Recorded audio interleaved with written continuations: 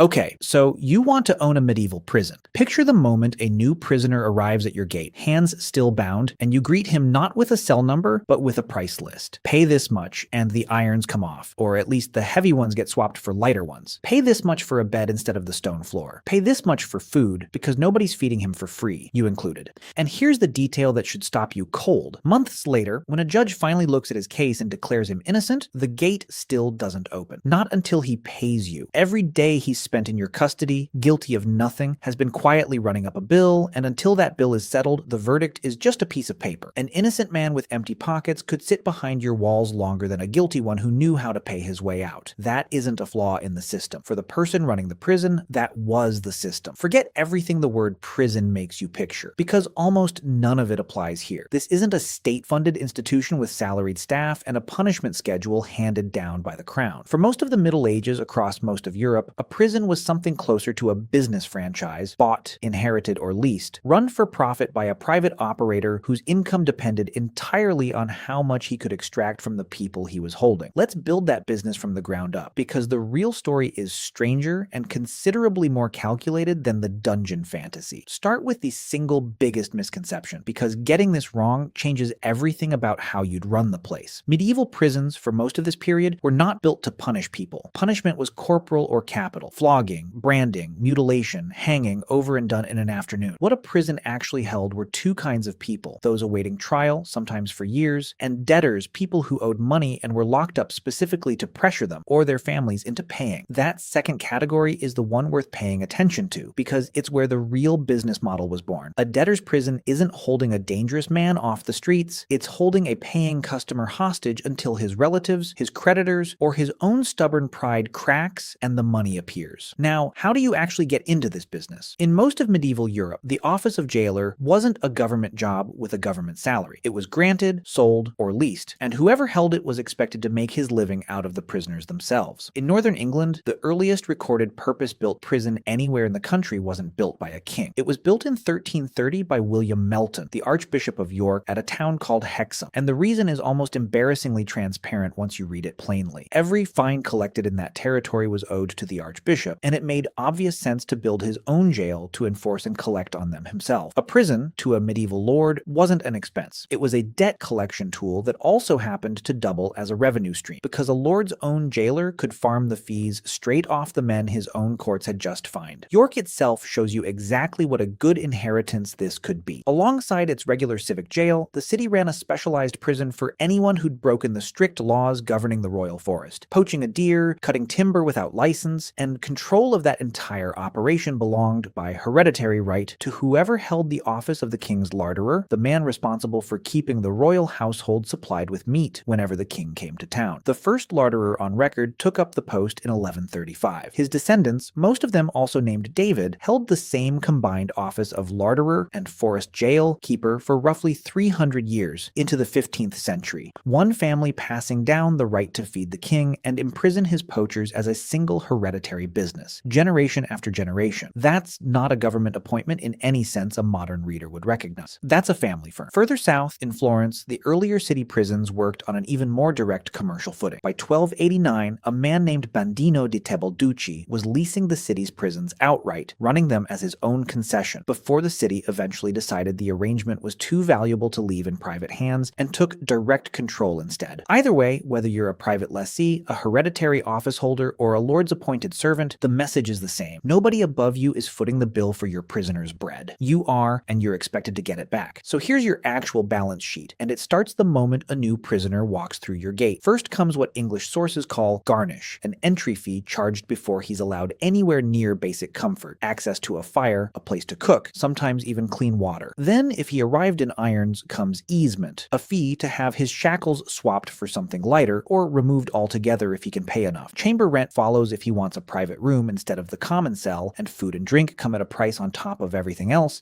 because unlike a modern prison, nobody in your establishment is entitled to a free meal. You're not running a punishment. You're running a hostel that nobody chose to check into, with a menu of comforts attached to every single line item a free man takes for granted. Walk that logic through to its natural conclusion, and you can see exactly how a single afternoon in your custody could unfold for two very different men arrested for the exact same offense. One arrives with silver in his purse or or a family close enough to send money within the hour. He pays garnish immediately, buys himself out of the heavy irons before nightfall, rents a private chamber away from the noise and the smell of the common room, and eats decently while his case works its way through the courts. The other arrives with nothing. He keeps the heavy irons because he can't pay to have them swapped. He sleeps on the floor of the common cell because a bed costs money he doesn't have, and he eats only what charity or begging can provide because you, quite reasonably from a business standpoint, aren't in the habit of extending free credit to a man who's already shown he can't pay. Two prisoners, one crime, two completely different experiences of the same institution, and the difference has nothing to do with what either of them actually did. Now, the moment payment enters the picture, so does an obvious problem. What do you do with the prisoner who genuinely has nothing and never will? Florence's version of this system survives in far more detail than almost anywhere else in Europe because the city kept its books. Its central prison, L'Estienge, opened in the first years of the 1300s on land confiscated from a defeated political faction, and it was, by design, meant to turn a profit for the city as well as enforce its debts. Its largest single stream of income was a daily fee called the agevolatura, charged to every debtor-prisoner, scaled directly to the size of the debt he owed. Owe more, pay more, every single day you sit there on top of the debt itself. Surviving records from a 6-month stretch in the 1350s show this one fee alone applying to roughly half the prison's inmates, and it was, by a wide margin, the single biggest source of revenue the prison brought in, ahead of processing fees, ahead of the cut the city took from private creditors who'd had a debtor arrested on their behalf. Read that arrangement carefully and you'll notice something uncomfortable. The prisoners who could least afford to be locked up, the ones with the biggest debts hanging over them, were also the ones being charged the most just for the privilege of sitting there while their situation got worse. That fee scaled with wealth too. A rich man's debt was usually bigger than a poor man's, so he paid more agevolatura, and by the prison's own internal logic, more money bought a room apart from the general population and company limited to men of similar standing. Your prison wasn't a leveler, it was a mirror, one that made the wealthiest inmates pay the most for the privilege of not mixing with everyone else. Here's something else that should change how you picture the building itself, because it wasn't the isolated stone box popular imagination assumes. Medieval prisons sat right in the middle of town, next to the market, next to the courts, and inmates weren't cut off from the world outside the way a modern prisoner is. At Hexham, it's believed wealthier prisoners could pay the jailer for the privilege of access to the marketplace itself to beg from passers-by, which tells you something genuinely useful about how a struggling prisoner might actually raise the money to pay you. A man with no savings and no family willing to bail him out wasn't necessarily a dead loss. If you let him beg through a window or escorted him under guard to the market square for an hour, he might come back with exactly the coin needed to cover tomorrow's garnish, and you'd have collected a fee for granting the privilege in the first place. Even charity had a toll booth on it, and you were the one holding the gate. That's your core insight, and it should already be reshaping how you think about this business. You are not being paid to hold dangerous men off the street. You are being paid sometimes by the prisoner directly, sometimes by whoever had him arrested. For every single day, his situation remains unresolved. A prisoner who pays quickly and leaves is a customer you'll never see again. A prisoner who lingers for months, unable to settle his debt, unable to arrange bail, unable to get a court date, is a customer generating daily revenue with no end in sight. You have almost no financial incentive to see anyone's case resolved quickly, and every incentive to let the fees keep accumulating. Except that's exactly where the model starts to strain, because not every prisoner is a paying customer. Some of the men filling your cells are simply hopelessly poor, fined for something they couldn't afford in the first place, arrested for a debt they had no realistic way of ever repaying. Contemporary observers in England noted the obvious problem. Locking up a destitute man does nothing to extract money that doesn't exist. He can't pay his original debt, can't pay your garnish, can't pay his food bill, and yet you're still legally obligated to feed him, guard him, and hold him, sometimes for years, sometimes until a wealthy benefactor's charity or a religious feast day's customary pardon finally cleared him out for free. Every destitute prisoner sitting in your jail is dead weight on your books, a mouth you have to feed with no corresponding fee coming in, and the flaw in that arithmetic wasn't a secret to anyone running the system. It was simply a cost nobody had a better answer for. There's a second, quieter risk built into holding people against their will that has nothing to do with money at all.